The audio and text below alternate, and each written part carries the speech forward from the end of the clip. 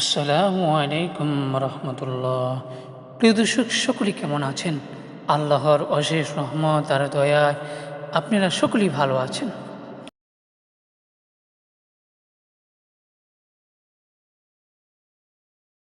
হযরত মূসা আলাইহিসসালামের জন্ম এমন এক সময় হয়েছিল যখন বনি ইসরাইলের বংশের সন্তানদের হত্যা করার নির্দেশ দিয়েছিল ফেরাউন।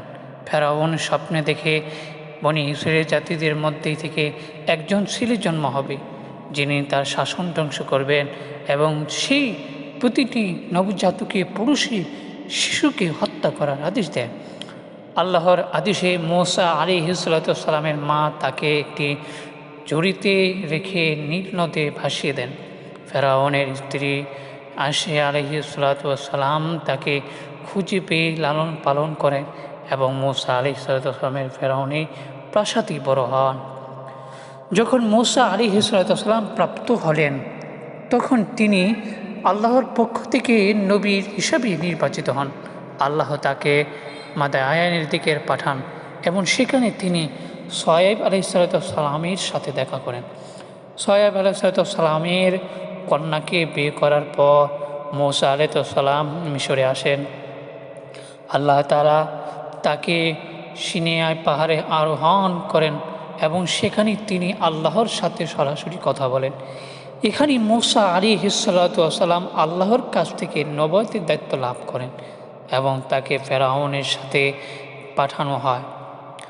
মূসা আলাইহিসসালামের ভাই হারুন আলাইহিসসালাম আল্লাহর আদেশে ফেরাউনের কাছে গিয়ে তাকে বনি ইসরাইল জাতিকে দাসত্ব থেকে মুক্তি দেওয়ার আহ্বান জানান। ফেরাউন তাদের মানতে অস্বীকৃত জানালে হযরত মূসা আলাইহিসসালাম আল্লাহর পক্ষ থেকে নানান নির্দেশনা দেখা দেন। এর মধ্যে ছিল লাঠি সাপ হয়ে যাওয়া এবং হাত থেকে জ্যোতি বের হওয়া, কিন্তু ফেরাউনের আল্লাহর নির্দেশনাগুলোকে অস্বীকার করতে থাকে। বনি ইসরায়েলদের মুক্তির পথের বিভাজন অবশেষে আল্লাহর আদেশে হযরত মূসা আলাইহিসসালাম বনি ইসরাইলদেরকে মিশর থেকে নিয়ে বেরিয়ে যান। যখন ফেরাউন তার সৈন্যবাহিনী নিয়ে তাদের পেছনে ধাওয়া করে, তখন আল্লাহর আদেশে হযরত মূসা আলাইহিসসালামের লাঠি দিয়ে সমুদ্রকে আঘাত করেন এবং সমুদ্র দুই ভাগ হয়ে যায়, যার মধ্য দিয়ে বনি ইসরাইল নিরাপদে পার হয়ে যায়। কিন্তু ফেরাউন ও তার সৈন্যরা এই পথে প্রবেশ করলে সমুদ্র আবার মিলিত হয়ে এবং তার সকলকে ডুবে যায়। তোর পাহাড় ও তার তাওরাতের লাভ। হযরত মূসা আলাইহিসসালাম বনি ইসরাইল জাতিদেরকে তুর পাহাড়ে নিয়ে যান, যেখানে তিনি আল্লাহর কাছ থেকে তাওরাত গ্রন্থ লাভ করেন।